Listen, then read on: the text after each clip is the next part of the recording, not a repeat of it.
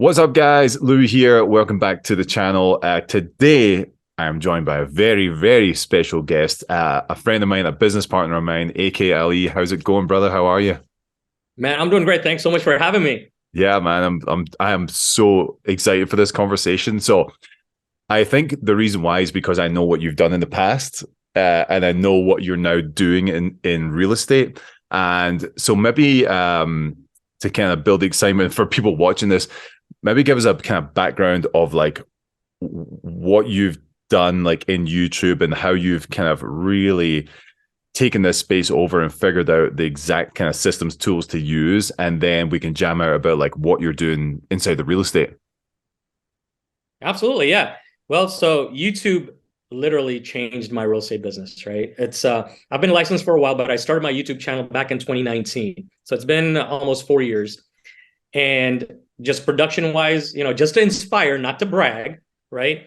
But just from YouTube, last year I did almost 30 million in volume, 47 closed deals. That's just off of YouTube, of clients reaching out to me instead of me chasing clients. And I think that's where the mind shift happened, is when I started my YouTube channel. I was just putting out content. And when people started reaching out to me when they needed help to purchase, it's as if I was already nurturing them with my content and they were reaching out to me when they were actually ready to pull the trigger. So it Mm, helped me be very effective and efficient in how to manage my pipeline because it was just on autopilot. yeah. So where did that come from? Like, were you just like, hey, I know this is like the way I should be marketing, or like, did you see other people doing it and you were just like, I could do that better? Like, where did this plan kind of come from? It evolved. I've Right. always felt I was a little comfortable on camera in the beginning because I just practiced a lot. And that's because that came from my days back before YouTube when I was running Facebook ads. So I took a course which showed me how to make video Facebook ads because video was just catching on at that point. And when I started looking into that, I was like, and I looked at my analytics and I was like, wow, I'm paying a lot to Facebook.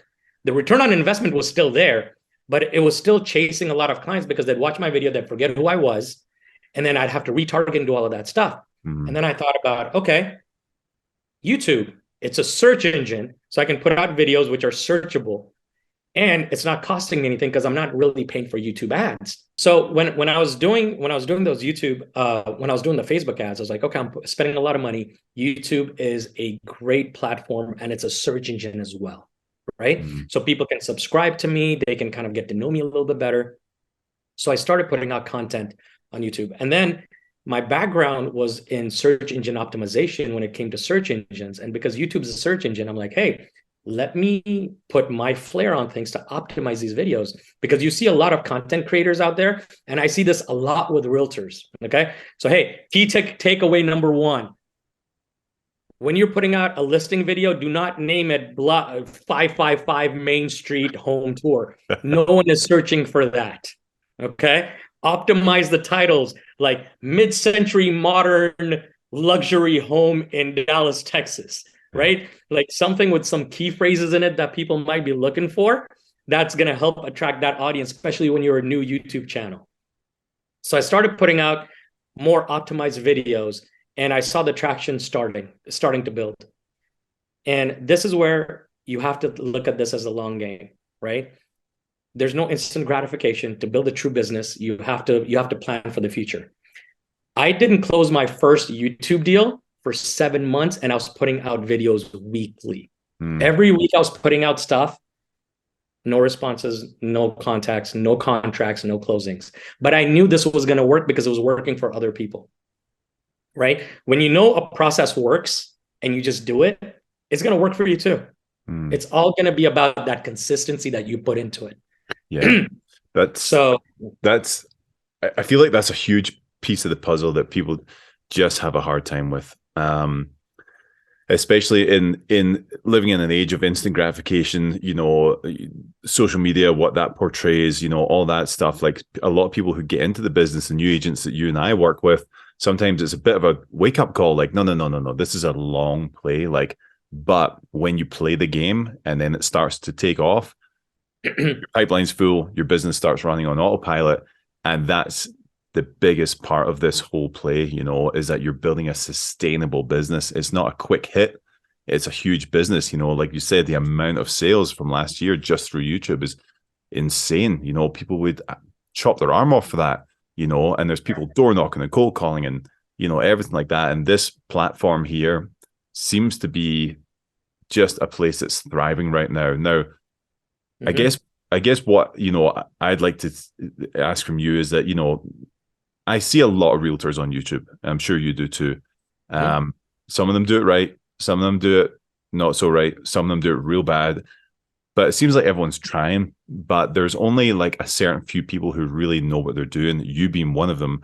So, like, what does that look like for, say, like a new realtor or a realtor who's just getting on the platform? Like, okay, I'm going to start making videos. I'm going to start using my expertise to help people. Like, where do they even begin? Like, what does that look like from the jump?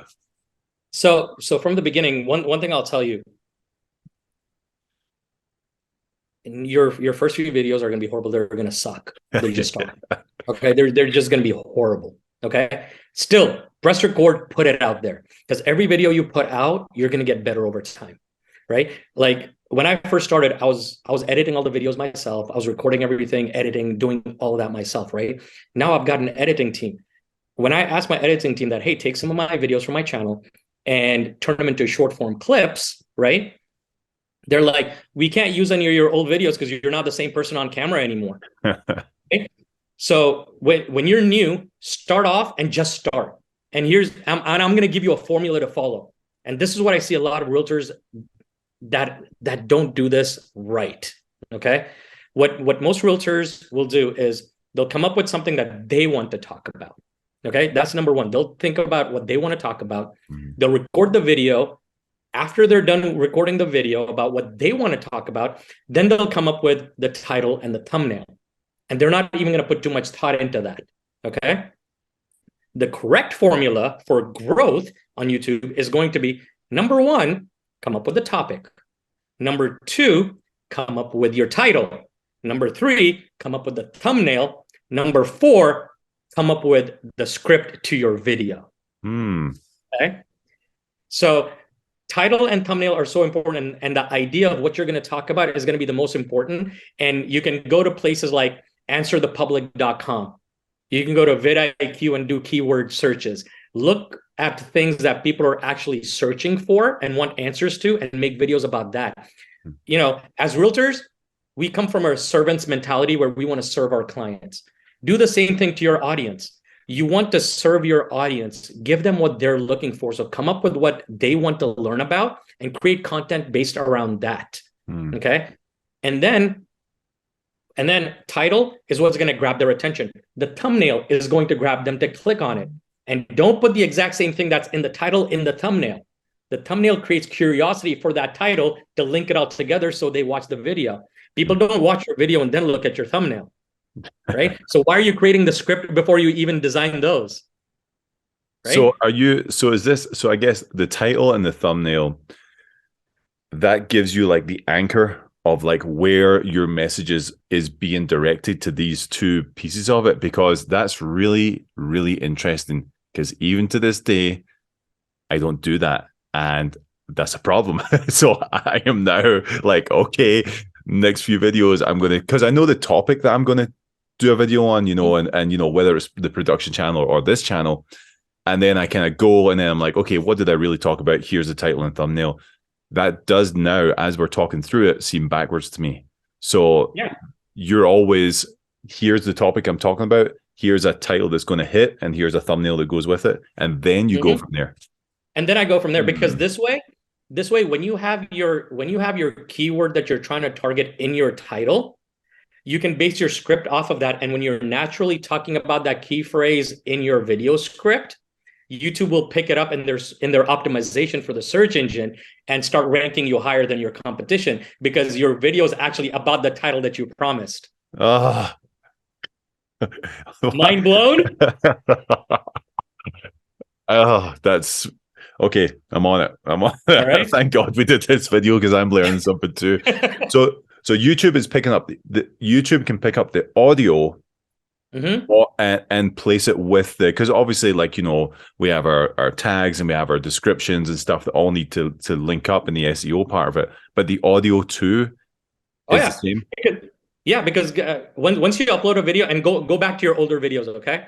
YouTube will automatically generate captions for it because majority of people that watch video on their phones watch it with the volume off. Mhm. They're reading the transcribed captions, okay? So even if you don't opt for captions on YouTube, it will automatically add captions to your video because they know that's how they keep people engaged, right? Mm. So whatever you're talking about, YouTube is already transcribing. So that's how it picks up what your video is about and gets you better placement because even though you haven't put additional captions yourself, they have. So they know what the video is about. Wow.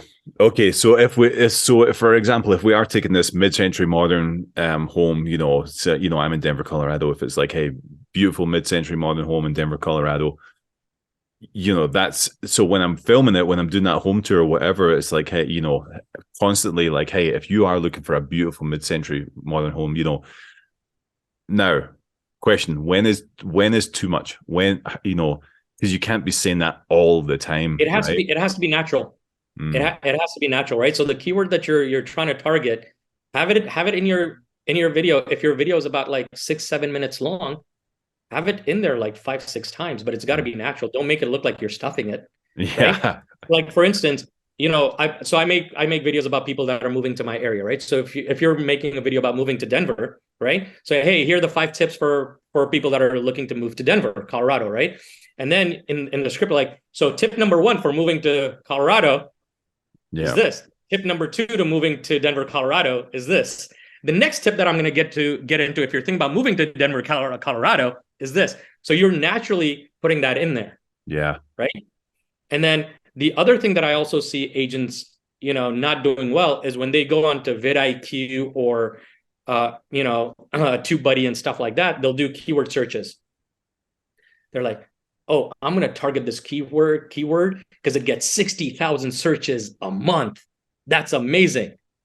But I'm like, yo, bro, you're a small channel. You're not going to get caught. You're not going to rank that well in that keyword. Yeah. Okay. So what I always try to recommend when you're doing keyword searches, when you're trying to put out content for your audience, look for searches that get between 800 to 1,500 searches a month. Hmm. It doesn't seem like a lot. Usually the competition for those long tail keywords is very low. Okay. But if you break it down, even if something's getting 900 searches a month, that's still 30 searches a day. And if you can get good placement on something that's getting 30 searches a day and you end up getting 4 or 5 views out of that, it's something to build your audience where if people watch that video, they subscribe. Even if they don't subscribe and they watch the entirety of that video, YouTube's algorithm will pick it up. And next time you upload a video about that topic, it'll show up in their suggested views. Okay.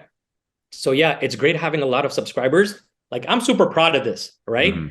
But it's not always about subscriber. Even on this channel or all my channels, 88% of my views come from non-subscribers.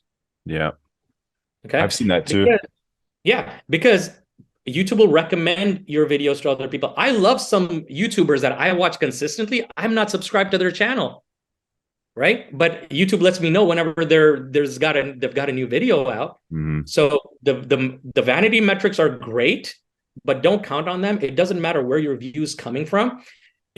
Even if a video gets watched, if it only gets like 30 views, but you close a $500,000 deal for it and you make a $15,000 commission check, do you really care? You only have 4 subscribers on your channel? Yeah. That exact thing happened to Mackenzie and I on our production channel. We did a neighborhood tour of Park Hill, one of the neighborhoods down here, historic neighborhood in Denver. And we just drove in our car, right? And like it was such a bad video, in my opinion. I was like, we want to reshoot this. Let's do it. She's like, just post it. So we posted it. Like views were like blip, blip, blip, blip, blip, blip, blip. Mm-hmm. All of a sudden we get an email. Hey, we're moving here from San Francisco. We heard Park Hill was a great neighborhood. We saw your video. We're coming over. We closed $1 million property off that video. Wow. And it was like, it's a terrible video, in my opinion. But mm-hmm. that's like a 25 grand commission. Boom, like that. And it's great. And that's when I really was like, this is a powerful tool. Very powerful.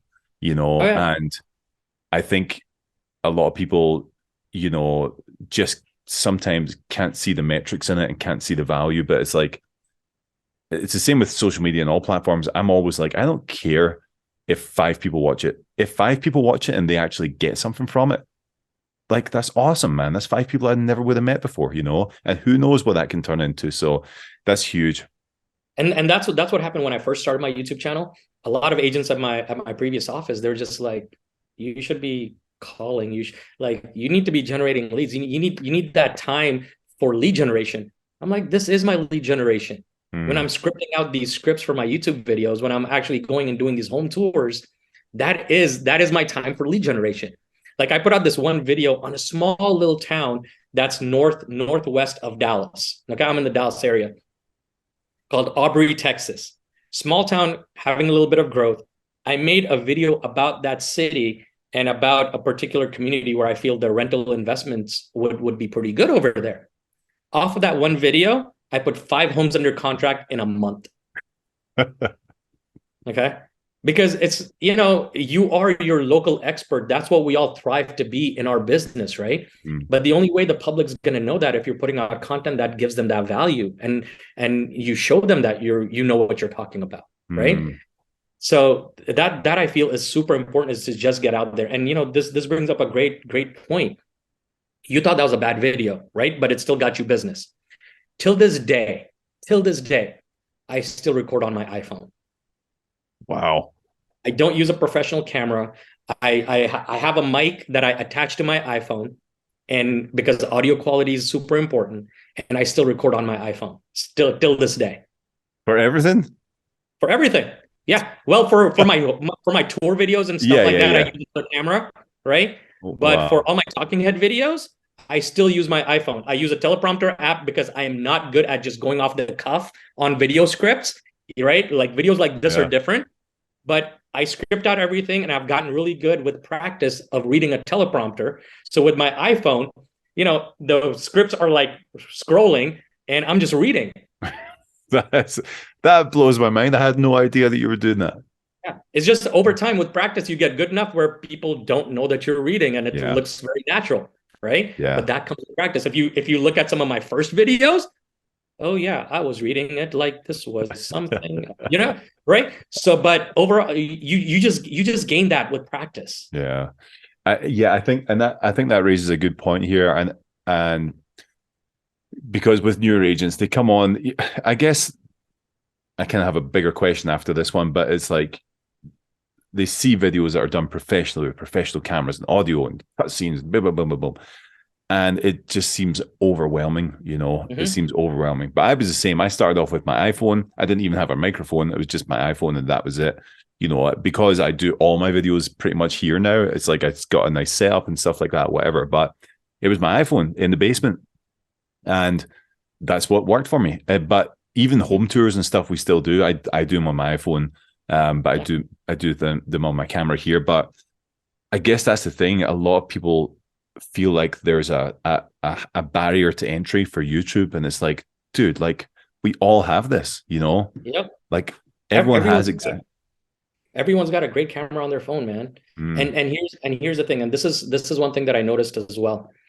And because I follow a lot of big content creators out there, and a lot of them will tell you this as well, is overproduced professional videos get less results than raw videos because you're more relatable in raw videos, and people want you to be relatable, right? So it's like if you do a fancy, big, overproduced video of $1 million listing compared to you just doing it on an iPhone, I can guarantee you'll get better results off of the iPhone with people reaching out to you than that overproduction stuff. Yeah. Because when you overproduce stuff, people just think, oh man, I don't know if I want to work with this guy because he just kind of seems too fancy. Yeah.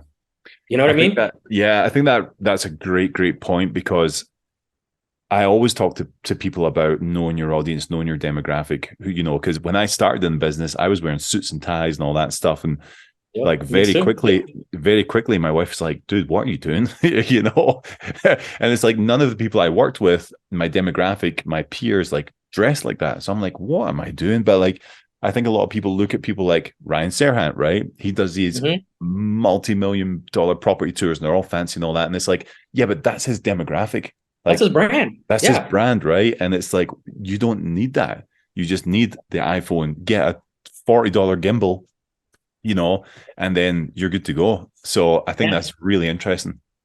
Yeah, and if you go to my production channel, right, you'll notice I'm either in a gray, blue, or black plain t-shirt like this. All my videos. Yeah. All right. Because I batch my videos.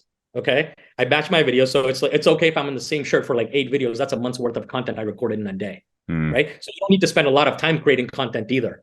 Right. yeah. You just have to be efficient. And on the other side, when I go meet with clients, my average price point in the Dallas area, my average price point is between 800 to 1.2 million is the homes that I sell. Right. And my demographic for that audience, and this is what I'm comfortable in too, jeans and a t-shirt, man. Yeah. Jeans, t-shirts, and sneakers. That's what we roll in over here. So it's I'm more me, they're more them. We Mm, can connect, and it's a much easier transaction because now you're dealing with a friend than a formal client. yeah. I love that. I love that, man. Now, so I love this conversation because it's the under the hood stuff that I think is so, so important.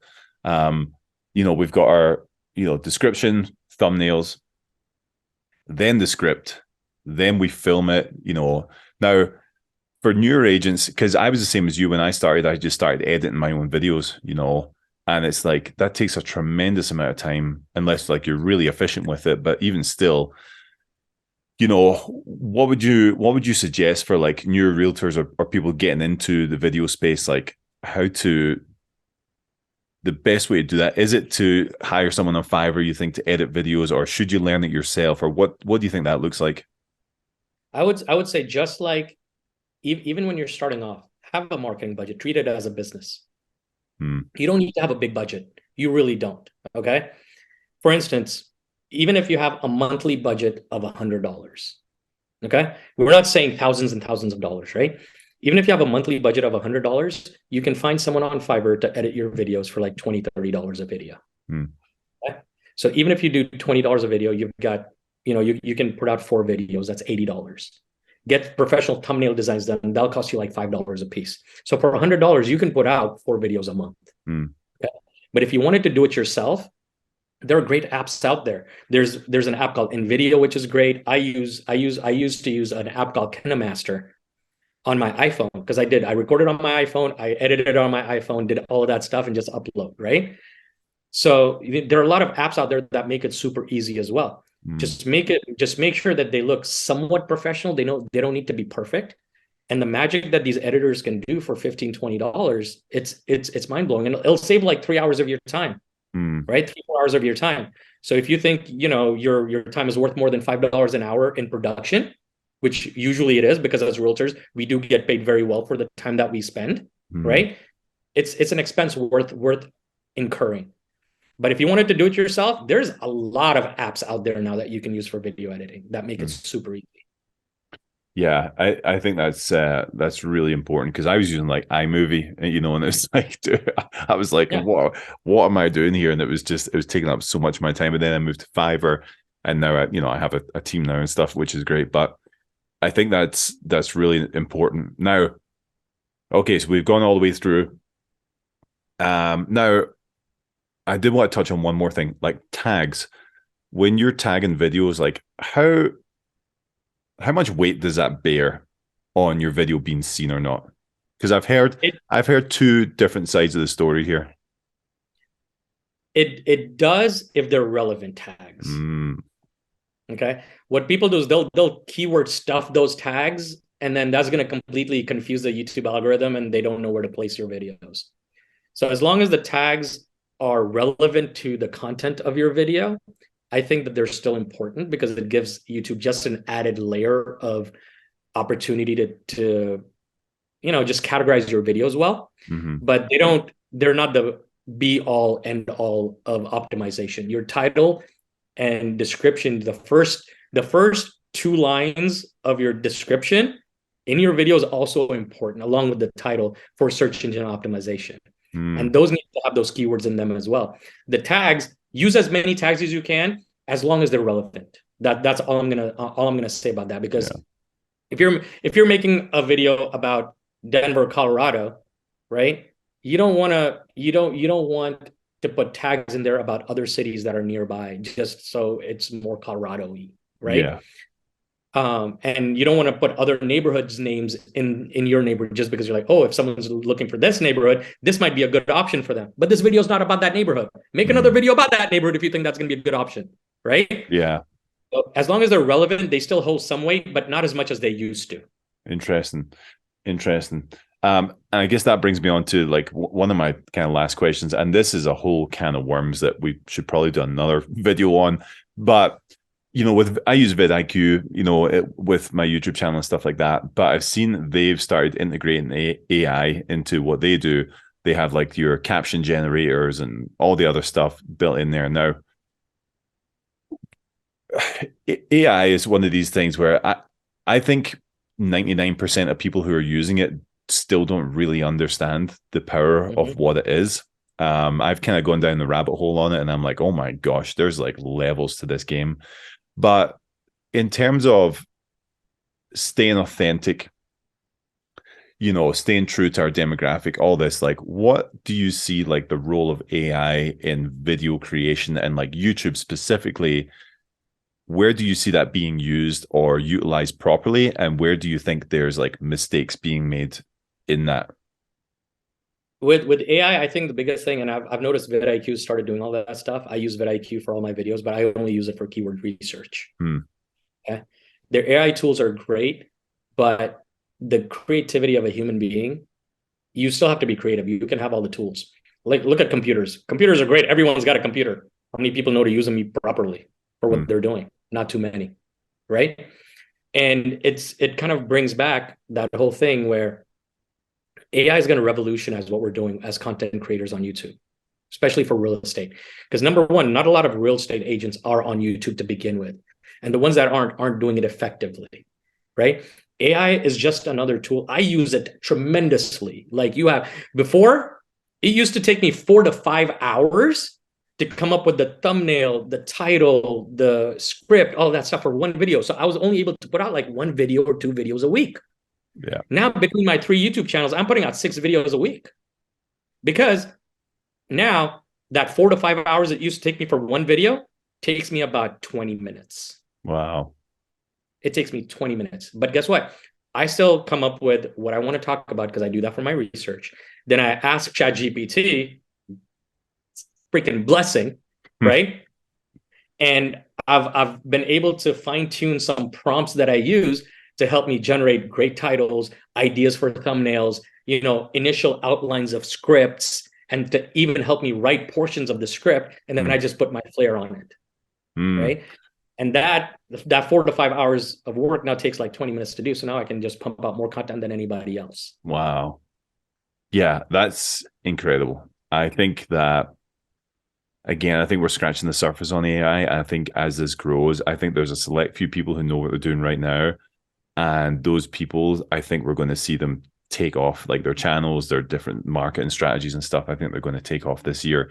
So it's very, very interesting to watch it happen.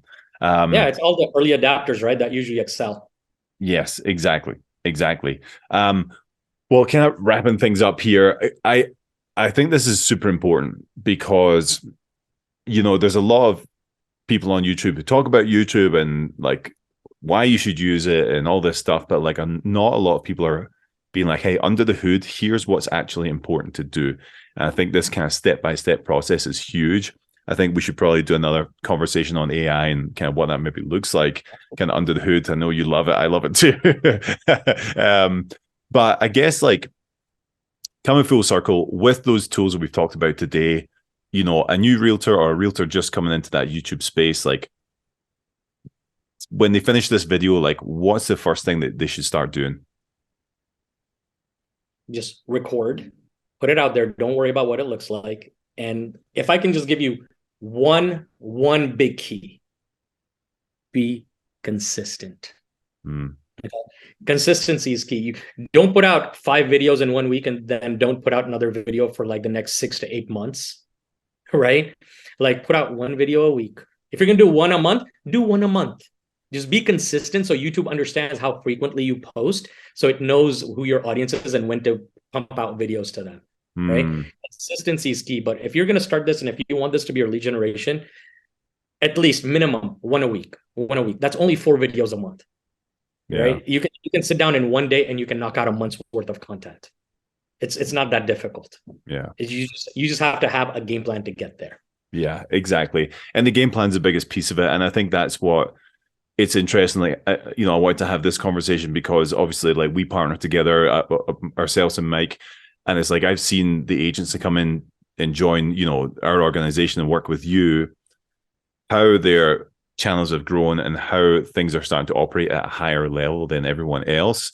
So, if people want to kind of have a conversation with you, reach out, like, where can they find you? And we'll put all the links below.